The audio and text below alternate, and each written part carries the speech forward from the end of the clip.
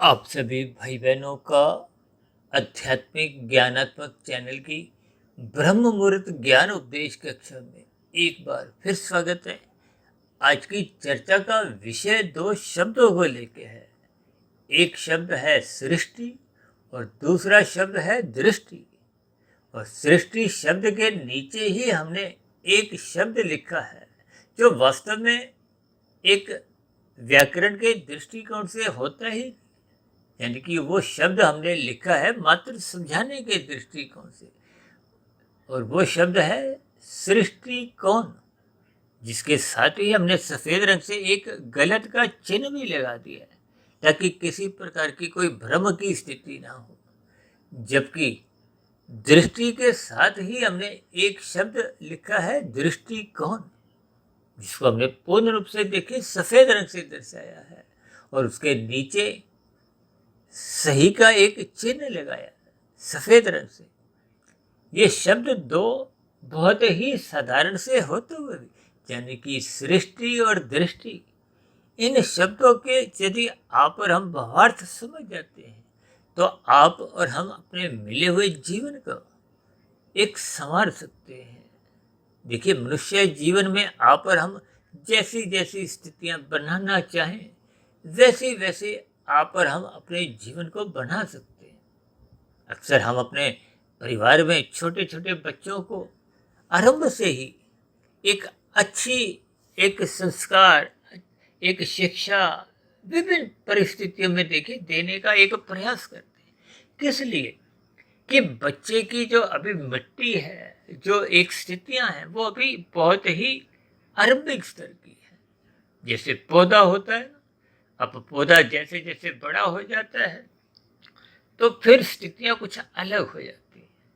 देखिए, आज की वीडियो में आपने शब्दों को मात्र उतने अंश में ही पकड़ना है कि उन शब्दों से आप आगे की यात्रा करते करते उनके अर्थ समझ सको।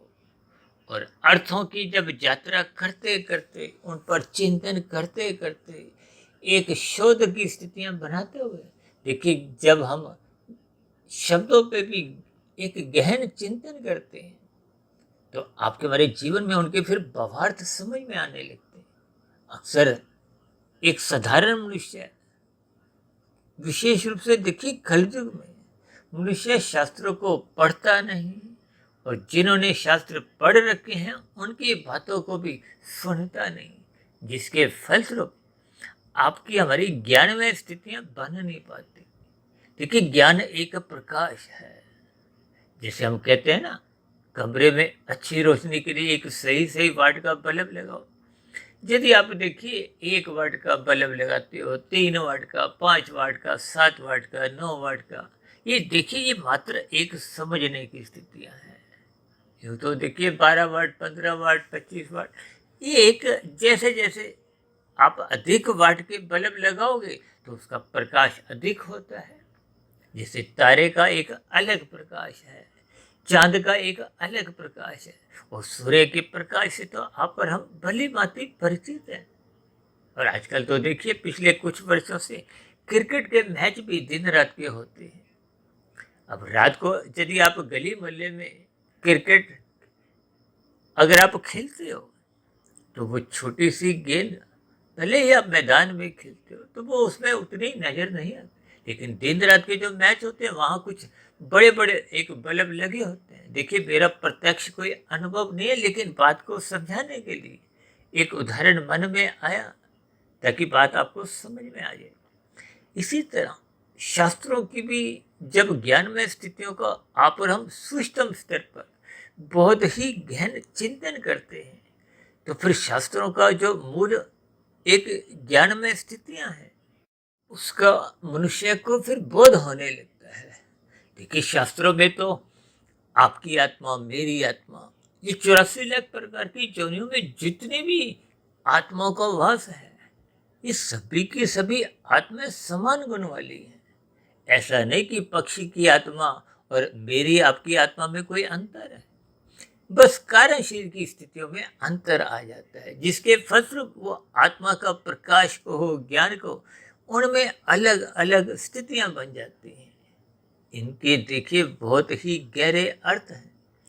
जब तक हम सृष्टि और दृष्टि, देखिए दृष्टि एक व्यक्तिगत स्थिति है और दृष्टि के साथ हमने जो कौन शब्द लगाया है, देखिए कौन का मतलब आप समझेंगे, नजरिया।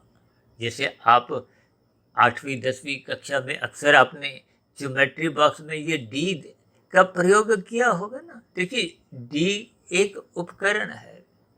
अब उसमें देखिए 30 डिग्री का कोण, 90 डिग्री का कोण।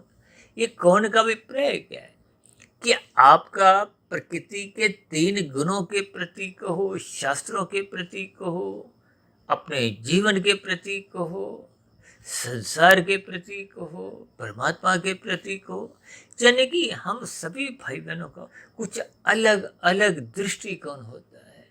अब देखिए जोगी भी इसी भौतिक जगत में रहता है, भोगी भी इस जगत में ही रहता है। जगत की स्थितियों में कोई अलग अलग स्थितियां नहीं है। सूर्य का प्रकाश जैसे भारत में आता है वैसे ही अमेरिका में भी आता है, पाकिस्तान में भी आता है। देखिए ये सभी स्थितियां का अभिप्राय क्या है? ये जो प्रकृति के 3 गुण हैं जिनको स्वयं भगवान श्री कृष्ण जी ने एक बहुत ही रहस्यमय स्थितियों से जोड़ा है। इन 3 गुणों के ज्ञान विज्ञान को देखिए परमात्मा की प्रेरणा से, गुरुओं के आशीर्वाद से हम लगभग पिछले 5.5 वर्षों से जो हमने 2500 से अधिक वीडियो, देखिए अब तो हमारी वीडियो लगभग 2550-60 के आसपास प्रसारित हो चुकी है। इन सभी वीडियो में जो ज्ञान की स्थितियां हैं उनमें भी देखिए कोई नया ज्ञान नहीं है। ये शास्त्रों में भी कोई नया ज्ञान नहीं है। और ये जो आज हम बात कर रहे हैं ज्ञान की स्थिति की, दृष्टिकोण की, ये केवल आपका हमारा व्यक्तिगत एक दृष्टिकोण है। कहते हैं ना, आपका दृष्टिकोण बदल गया तो आपका संसार बदल गया। आज आप तमोगुण को अपने जीवन में अधिक महत्व देते हो तो आपके जीवन में ये छल, कपट, ठगी, अनीतिगत कार्य, कानून का उल्लंघन करना, ये जो आतंकवादियों का जीवन है, चोर डाकुओं का जो जीवन है, और भी देखिए विभिन्न प्रकार की स्थितियां आप समाज में देखते ही हो। आज कलयुग का समय है जब तोड़फोड़ की, ये आगजनी की स्थिति। आज एक देश में देखिए कितने ही प्रकार के उपद्रव हो रहे हैं। तो इन सभी स्थितियों को आपको हमें ज्ञानपूर्वक समझना है, इनके पीछे का कारण समझना है। जो लोग इन सभी तामसी निषेध स्थितियों को बढ़ावा देते हैं तो उनका दृष्टिकोण तामसी होता है। इसी तरह जो संसार को ही भोगने में लगे हुए हैं, संसार को अधिक से अधिक पाने में लगे हुए हैं, संसार को अधिक से अधिक इकट्ठा करने के लिए अपना जीवन लगा देते हैं, यानी कि संसारी 5 भोग्य विषय, गंध, रस, रूप, स्पर्श, शब्द, ये 5 भोग्य विषयों को अक्सर मैं देखिए साधारण शब्दों में सुख, सुविधा, स्वाद, सम्मान, सत्ता, इन सभी 5 सरल स्थितियों से जोड़ देता हूँ। अक्सर मैं कहता रहता हूँ, चाहे कोई प्रधानमंत्री हो, राष्ट्रपति हो, कोई बड़े से बड़ा उद्योगपति हो, चाहे उसकी देखिए प्रतिदिन की आय जो आप और हम देखिए पूरे जीवन में भी नहीं कमाते, उससे कई गुना अधिक वो प्रतिदिन ही कमा लेते हैं। यानी कि बड़े से बड़ा चाहे उद्योगपति हो, फिल्मी जगत के सुपरस्टार हो, चाहे खेल जगत के नामी गिनामी खिलाड़ी हो, तो ये सुख, सुविधा, स्वाद, सम्मान, सत्ता, इन सभी गलियारों के बीच में ये सभी प्रकार के सुख आ जाते हैं। या यूं कहो कि जो शास्त्रों में गंध, रस, रूप, स्पर्श, शब्द, इन 5 सुखों के अंतर्गत ही सभी स्थितियां आ जाती हैं। और दूसरे सरल शब्दों में आप यूं भी समझ सकते हो कि राजसी और तामसी मनुष्यों का लक्ष्य तो संसार को भोगने का ही होता है, लेकिन राजसी मनुष्य धर्मानुसार, कानून के अनुसार, यानी कि एक विधिवत तरीके से, जैसे शास्त्रों में समझाया गया है, विधि विधान द्वारा विहित कर्म करो, जो शास्त्र आपको में अनुमति देते हैं। जैसे यातायात के नियमों में हरी बत्ती पे चलने पे आपको वे एक नियमों के अनुसार एक स्वतंत्रता है, जबकि लाल बत्ती पे रुकना आपकी हमारी एक बाध्यता होती है, रुकना ही होता है। ठीक इसी तरह शास्त्रों में भी देखिए कुछ स्थितियों के लिए निषेध स्थितियां समझाई गई हैं कि इनका संग मत करो, ये निषेध कार्य।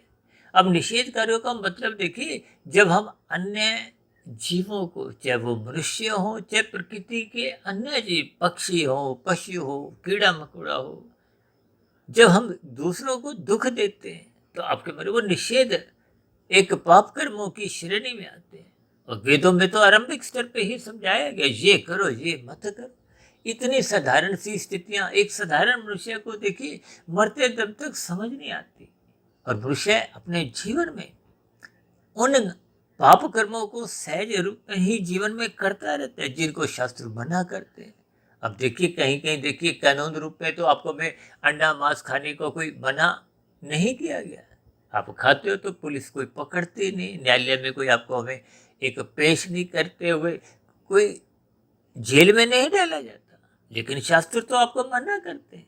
तो शास्त्रों के अनुसार ही मरने के बाद की जो एक स्थितियां हैं कर्म बल सिद्धांत के अंतर्गत, ये जो नीचे की 80 लाख प्रकार की जोनियां, ये दंडमय जोनी है, ये पाप कर्मों का ही एक प्रतिफल है। जबकि ऊपर की जोनियों में जब विशेष प्रकार के सुखों की स्थितियां हैं, जबकि मनुष्य जोनि को कर्म जोनि, साधना जोनि के एक अवसर से जोड़ा गया। और यदि आपके हमारे कर्मों में सुधार नहीं आता, और कर्म होते हैं ज्ञान के अनुसार। अब एक मनुष्य देखिए तामसी है, एक राशि है, जैसा कि अभी हमने जिक्र किया, और एक मनुष्य इन दोनों स्थितियों से ऊपर उठते हुए परमात्मा को पाने का लक्ष्य बना लेता है। परमात्मा को पाने का लक्ष्य बनाने का अभिप्राय उसका सत्वगुण का अधिक से अधिक संग होने लगता है, वो ब्रह्म मुहूर्त में उठने लगता है, शास्त्रों का स्वाध्याय करने लगता है। शास्त्रों का स्वाध्याय करने का अभिप्राय क्या है कि अब उसमें परमात्मा से जुड़ने की एक जिज्ञासा उत्पन्न हो जाती है। ये जिज्ञासा ही मनुष्य की फिर आध्यात्मिक यात्रा के दरवाजे खोलती है। यानी कि जब तक आपका हमारा दृष्टिकोण देखिए परमात्मा को पाने का बनता नहीं है, और ये जो दृष्टि और सृष्टि में यही तो एक अंतर है जिसको लेकर आज हमने वीडियो को एक मुख्य दिशा दी है। यानी कि सृष्टि को आप और हम बदल नहीं सकते। अब सृष्टि में देखिए प्रकृति की व्यवस्था को हो, यानी कि जैसे गुणों का एक क्रम है, शाम को सूर्य के ढलते ही एक तमोगुण की 8 घंटे की स्थितियां होती हैं, उसके बाद सत्वगुण की स्थितियां होती हैं, उसके बाद फिर दिन में एक रजोगुण की स्थितियां होती हैं। ये प्रकृति के 3 गुणों के आने का जो एक क्रम है, ये अनादि काल से देखिए वर्तमान समय कल युग चल रहा है, इससे पहले की जो द्वापर युग बीत चुका है, जिसकी आयु देखिए कलयुग की आयु से दुगनी होती है। अब कलयुग की आयु 4,32,000 वर्ष है, द्वापर युग की आयु से दुगनी होती है, त्रेता युग की कलयुग की आयु से तिगुनी होती है, और कलयुग की आयु से 4 गुनी सतयुग की आयु होती है। इन सभी स्थितियों में प्रकृति के 3 गुणों की जो एक व्यवस्था है, उसमें कभी कोई परिवर्तन नहीं आता, और आप और हम परिवर्तन ला भी नहीं सकते। केवल अपने दृष्टिकोण में आप और हम परिवर्तन ला सकते हैं। अपने दृष्टिकोण में परिवर्तन लाने का मतलब क्या है? देखिए ये 3 गुण नित्य बने रहते हैं। देखिए शब्दों को बहुत ही एकाग्रचित होकर यदि आप सुनोगे, इस पर ध्यान दोगे, इस पर शोध करोगे, तो ये प्रकृति की व्यवस्था आपको में कर्मबद्ध तरीके से समझ में आ जाएगी, और अपने लाभ के दृष्टिकोण से फिर आपका हमारा जो नजरिया है, दृष्टिकोण है, जिसपे हमने देखिए एक सही का निशान लगाया, जिसके लिए आपको हमें मनुष्य जीवन मिला है संवरने के लिए। और संवरता तभी है जब हम सत्व गुण का अधिक से अधिक संग करते हैं, ब्रह्म मुहूर्त में उठने लगते हैं, क्योंकि ये 3 गुण नित्य हैं। देखिए जब तमोगुण की स्थितियां होती हैं, अब शाम को सूर्य के ढलते ही तमोगुण का आरंभ हो जाता है, लेकिन आरंभिक तमोगुण देखिए जैसे 24 घंटे की स्थितियां हैं, 3 गुण नित्य बने रहते हैं। अक्सर आपने मेरी चर्चाओं में सच्चिदानंद शब्द बार बार सुना होगा। इस सच्चिदानंद शब्द में ही संपूर्ण शास्त्रों का ज्ञान विज्ञान निहित है। सत्य शब्द माया के लिए आता है, प्रकृति के 3 गुणों से इसको संबंधित किया जाता है। ये जड़ है, इनमें चेतनता नहीं है। जबकि आप और हम सभी भाई बहन देखिए जितनी भी जोनियां हैं उन जोनियों में असंख्य जितने भी जीव हैं, अब क्योंकि आत्माओं की संख्या देखिए घट बढ़ नहीं सकती, लेकिन ये इतनी अधिक है, इतनी अधिक है कि इसका शास्त्रों में भी वर्णन नहीं है, लिखना संभव ही नहीं है। लेकिन ये नित्य है, नित्य है, इसलिए यानी कि इनकी संख्या कम अधिक नहीं, संभव ही नहीं, क्योंकि हम सभी आत्मा सत्य चित हैं। चित्त का अभिप्राय चेतनता से लिया जाता है, चित्त का अभिप्राय ज्ञान से लिया जाता है। अक्सर हम कहते हैं ना कि आपकी आत्मा, मेरी आत्मा, सबकी एक समान ज्ञान स्वरूप है। और ये जो कभी कभी हम कहते हैं ना, ये अल्प बुद्धि है इसकी, ये अनाड़ी है, ये अज्ञानी है, ये मात्र आपकी हमारी स्थितियां जो आपने हमने स्वयं बना ली हैं। जैसे बल्बों की अलग अलग स्थितियां भी मैंने समझाई ना, वाट की, इसी तरह हम सभी भाई बहनों के देखिए बुद्धि का स्तर कुछ अलग अलग है। अब बुद्धि का स्तर का अभिप्राय, जो मनुष्य देखिए सत्संग नहीं करता तो फिर उसकी स्थितियां तो राशि होती हैं, और जो राशि स्थितियों में भी तोड़फोड़ की स्थितियां, नीतिगत कार्यों द्वारा अधिक से अधिक धन कमाने की हेरा फेरी करता है। देखिए भागवत पुराण में तो स्पष्ट शब्दों में ही 5 निंदनीय स्थानों का बार बार जिक्र आता है: धूत, कीड़ा, मदपान, स्त्री संग, हिंसा और अनीतिगत कार्यों से कमाया गया धन। यानी कि ये सभी स्थितियां निंदनीय हैं, शास्त्र मना करते हैं। भागवत पुराण में स्पष्ट शब्दों में कहा गया कि इनका संग मत करो। इनका संग होने मत से आपके हमारे कब कितने पाप कर्म होने लगते हैं, मनुष्य को इसका बोध नहीं रहता, ज्ञान नहीं रहता। और किए गए कर्म, अच्छे बुरे, देखिए अच्छे कर्म, पुण्य कर्म, इनका एक अनुकूल परिस्थितियों के रूप में सुख मिलता है। और जो बुरे कर्म आप और हम करते हैं, पाप कर्म, निषेध कर्म, देखिए चाहे वो कानून का उल्लंघन के रूप में हो, चाहे वो शास्त्रों के विरुद्ध निषेध स्थितियां हो, ये सभी स्थितियों का देर सवेर कर्मफल सिद्धांत के अनुसार एक प्रतिकूल परिस्थितियों में फल भोगना पड़ता है। ये जो नीचे की जोनियां हैं, ये परतंत्र जोनियां हैं। स्वतंत्रता आपको हमें मिली है। यदि आपको हमारे दृष्टिकोण में ये तामसी स्थितियों को ही जीवन जीने का बन चुका है, जैसे कि अभी मैंने दंगे फसाद की स्थितियों का आपको जिक्र किया, तो इन सभी स्थितियों में किए गए पाप कर्मों का एक दुख रूपी परिणाम ये नीचे की जोनियों में फिर भुगतना पड़ता है। इसीलिए शास्त्र बार बार कहते हैं सत्संग करो, सत्वगुण का संग करो। और हम तो बार बार कहते हैं रात को मौनात्मक स्थितियों से बचो। वो मौनात्मक स्थितियां आपको में विषय भोगों की गलियों में धकेलती हैं, धक्का देती हैं, और मनुष्य फिर बाध्य हो जाता है। इन सभी स्थितियों के कारण आपको मेरा एक कार्य शरीर में एक तामसी राशि स्थितियां ही छलांगे लगाती हैं, जिसके फलस्वरूप वो आपका मेरा सत्संग के प्रति रुचि जगने नहीं देती। यानी कि आपका मेरा दृष्टिकोण जीवन जीने का ये सतोगुण और रजोगुण ही बना रहता है, जिसके फलस्वरूप देखिए प्रकृति में तो तीनों गुण नित्य बने रहते हैं। अभी मैंने कहा ना, शाम को जैसे ही सूर्य अस्त होता है तो तमोगुण की प्रधानता होती है। अब तमोगुण की प्रधानता के साथ साथ वो गुजरा हुआ गुण कौन, यानी गुजरा हुआ गुण रजोगुण था, और सतोगुण वो तो देखिए बहुत दूर है, क्योंकि पूरा तमोगुण जब समाप्त होगा फिर वो सतोगुण का आरंभ होगा। और आरंभिक सतोगुण तो देखिए तमोगुण से ही प्रभावित होता है। इसका अभिप्राय क्या है कि ये जो सृष्टि में जो बाहरी तल पे जो गुणों की स्थितियां हैं, यानी कि सृष्टि को आप और हम उनके गुणों को, गुणों के प्रवाह को या बाहरी वातावरण को आप और हम बदल नहीं सकते। ठीक इसी तरह ये जो अन्य लोग हैं, चाहे वो आपके हमारे परिवार के लोग हों, चाहे पत्नी हो, चाहे बच्चे हों, चाहे गली मोहल्ले के लोग हों, चाहे एक शहर के, एक देश के, चाहे इस पृथ्वी में रहने वाले अन्य देशों के, हम दूसरों की सृष्टि में परिवर्तन नहीं ला सकते, ना प्रकृति के गुणों में हम कोई परिवर्तन ला सकते। मात्र अपने स्वयं के दृष्टिकोण में, अपने स्वयं की स्थिति में, यानी कि स्वयं हम तीन गुणों का जैसा जैसा संग करते हैं, वो आपका हमारा एक नजरिया बन जाता है, दृष्टिकोण बन जाता है। योग की जैसा जैसा दृष्टिकोण बन जाता है, फिर वैसा वैसा हम इन तीन गुणों का संग करते हैं।